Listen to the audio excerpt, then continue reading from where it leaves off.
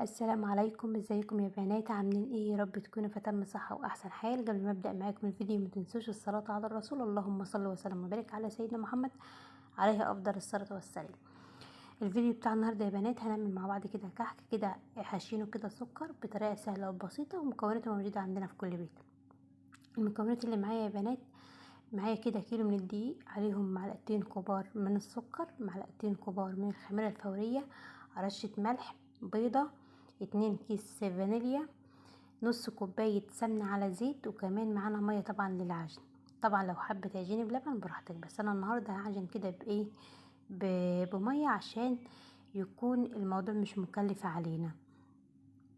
هي اي معجنات بتتعجن بلبن اكيد بتكون حلوة، بس طبعا لو اللبن مش متوفر بنعجن بمية عادي، مفيش اي مشكلة. يعني المخبوزات اللي احنا بنشتريها من المخابز برا ما بتكونش معجنة بلبن اصلا، كله بيعجن بمية. بس فاحنا هنعمل الطريقة ديت كده عشان تكون بسيطة علينا ومش مكلفة. جبت هنا كده كيلو دقيق، حطيت عليه السكر ورشة الملح والخميرة وخلطتهم كويس مع بعض. نزلت كده بالبيضة ونص كوباية السمنة على الزيت، وهنزل كده بالمية على طول. بس بدوب كده البيضة بضربها كده بالمعلقة اللي معايا. بعد كده هنزل بالمية، وهنزل بالمية كده واحدة واحدة كده لحد ما اوصل لقوام العجينة اللي انا عايزاه. هفضل هعجن كده وهوريكم كده الايه، سمك العجينة هيكون شكله عامل ازاي.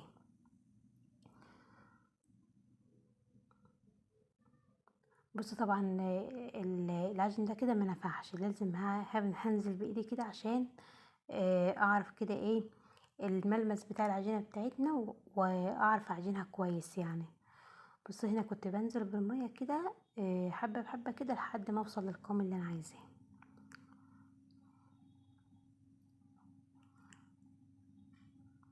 العجين لازم تعجني بايديكي، بصراحة بيكون حلو، وكمان بتعرفي توصلي للقوام اللي انت عايزاه او السمك العجينة اللي انت عايزاه، اذا كانت العجينة بتاعتك تكون طرية او مثلا ناشفة شوية، فلازم تعجني بايديكي، اي حاجة تانية مش هتنفع. بصي يا بنات، فضلت اعجن كده لحد ما وصلت كده للعجينة ديت. شايفين ما شاء الله كده طرية، بس ما فيهاش، مش بتلزق يعني في ايديك ولا حاجة.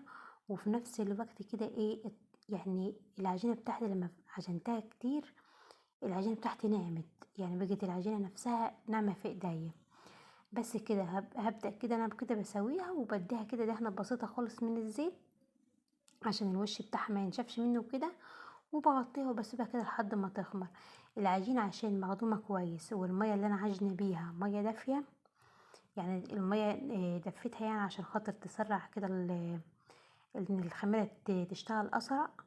فما شاء الله العجينة الله اكبر عليها طالعة بالشكل اللي انتوا شايفينه ده. اخدت كده بالظبط كده حوالي نص ساعة، ساعة الا ربع كده، عقبال ما العجينة بتاعتي ما ايه، ما اختمرت معايا.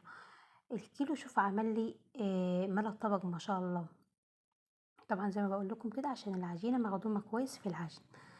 بس كده طبعا بعد ما العجينة بتاعتي ما اختمرت كويس، جبتها كده وجبت فيه طبق جنبي كده، حاطه فيه شويه زيت. مسحت المفرش اللي انا هقطع عليه العجين، اديته مسحه بسيطه كده من الزيت، وخدت كده في ايديا كده ايه من وقت للتاني باخد مسحه كده بسيطه من الزيت، عشان العجينه بتاعتي او الكور الصغيره اللي انا بعملها دي يكون كده الوش بتاعها عليه زيت عشان ما ينشفش مني، وكمان لما اجي افردها تكون ايه، تكون حلوه معايا. بصوا عشان قطعت كده كميه العجين اللي معايا كلها كور بالشكل اللي انتوا شايفينه ده. الكور بتاعتك ما تكونش كبيره طبعا. بغطيها، يعني انا مش بسيبها تخمر، لان او عقبال ما بقطع الكميه كلها او بكور الكميه كلها بتكون الجزء اللي انت عملتيه في الاول بيكون ايه، بيكون اختمر يعني. فبتبدأ ان انت تفردي فيه على طول، يعني مبياخدش معاك اي وقت. خدت كده من اول صف انا كده كورته، وخدت كده كرة العجين كده فردتها كده بالطول، وجبت كده شوية سكر وحطيتهم كده في قلب العجينة بتاعتي، كأنك هتعملها فطيرة يعني كده. وبعد كده قفلت عليها، برمتها كده رول وقفلت عليها كويس عشان لما تدخل الفرن السكر ما يطلعش منها. وبدأت كده ان انا اقفلها. بس كده شكل الكحكايه ما شاء الله حلو. وكمان انا مش حابه ان انا اعملها يعني حجم كبير، كان ممكن اعملها اكبر من كده، بس انا حابه الشكل ده لان هي كمان هتخمر على السجار، ولما بتدخل الفرن بتنفش اكتر يعني. بس شايفين كده بفرد كده كرة العجين بالشكل اللي انتوا شايفينه ده. باخد كده معلقه شاي صغيره كده بملاها سكر، وبحط كده في قلب العجينه بتاعتي، وبعدين ببرمها كده كويس. واجي كده على الطرف الاخير ده، بصوا بقفله بالشكل اللي انتوا شايفينه، بقفله كويس. وبعد كده بقى بضغط عليه بايديا كده بشويش كده بصباعي كده عشان خاطر اضمن ان هي اتقفلت معايا. وكمان بقفلها كويس من الجناب. وبعد كده بلفها كده حوالين نفسها، وباخد كده طرف منها كده ببططه كده صغير، حتة صغيرة كده ببططها، وبجيب الطرف التاني كده احطه عليها، وبعدين بقفلها مع بعضيها عشان يكون شكل الكحكة بتاعتي حلو كده ما تتفتحش مني. بصوا بسويها بالشكل اللي انتوا شايفينه ده، وبحاول اخلي الفتحة اللي في النص كده تكون واسعة عشان لما الكحكاية هسيبها طبعا على السجان شوية تخمر، فلو اختمرت والفتحة بتاعتها اللي في النص صغيرة مع الخمر وكده هتلم على بعضيها. فانا بحاول ان انا اوسع كده الفتحة بتاعتها عشان يبقى شكلها كده حلوة معايا. بس هو طريقته سهلة وبسيطة، وكمان مش هاخد معاك اي وقت، وكمان العجينة بتاعته ما فيش اسهل ولا ابسط من كده، ومكوناته بسيطة معانا. بص كده يا بنات، بعد ما عملت الكمية كلها وطبعا سبتها على الصاجين لحد ما اختمرت شوية. طبعا الكيلو دي عمل لي الصاجين اللي انتوا شايفينه ده، ما شاء الله عمل لي كمية حلوة يعني. جبت كده بيضة وعليها شوية مية وعليها كيسين من الفانيليا عشان ريحة الزفرة بتاع البيض وكده.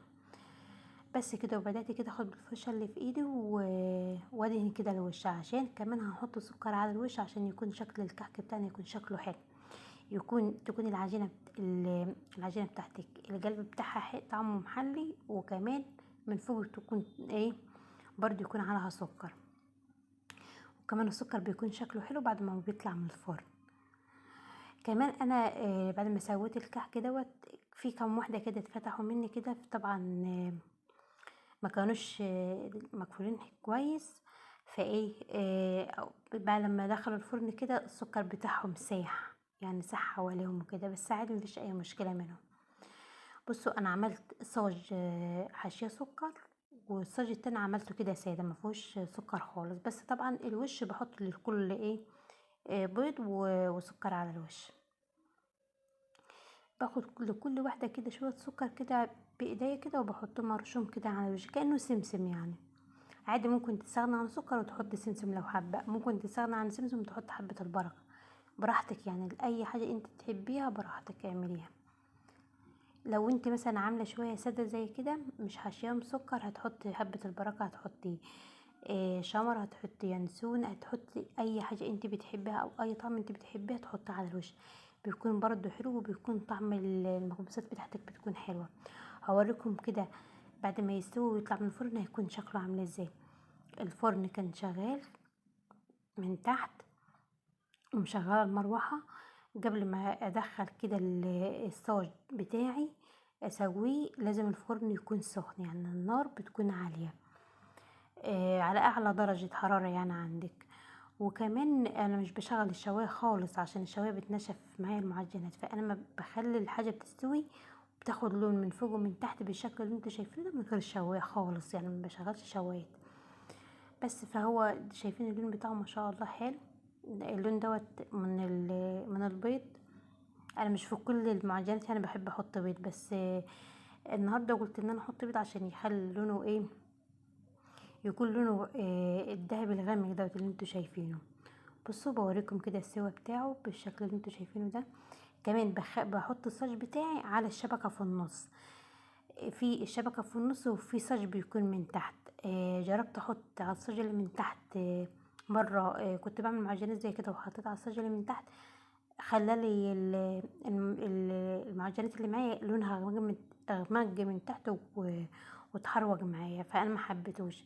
فانا حاليا دلوقتي بحط صاج واحد على الشبكه اللي في النص يستوي، واطلع واحط غيره. بس كده بوريكم كده شكل الكحك اللي معايا حلو. جربوا الطريقه ديت وان شاء الله هتعجبكم. وكمان ممكن تجربوا في نص كيلو بس لو انت حابه يعني. بس كده طبعا هي طريقته سهله وبسيطه ومش هتاخد معاك اي وقت، وكمان مش مكلف يعني. هو طريقته مش مكلفه. انا فتحت لكم واحده كده عشان اوريكم كده القلب بتاعها ما شاء الله حلو، وكمان هشه كده وما شاء الله. بجد والله العظيم لو جربتوا الطريقه دي هتعجبكم. طبعا لو وصلت معايا لحد هنا ما تنسناش من لايك وكومنت حلو منك كده يشجعوني في الكومنتات، عشان خاطر كل يوم ان شاء الله كده انزل معاكم فيديو. واشتراك في القناه لو القناه بتاعتي عجبتك. بس وهنا نهايه الفيديو، مع السلامه.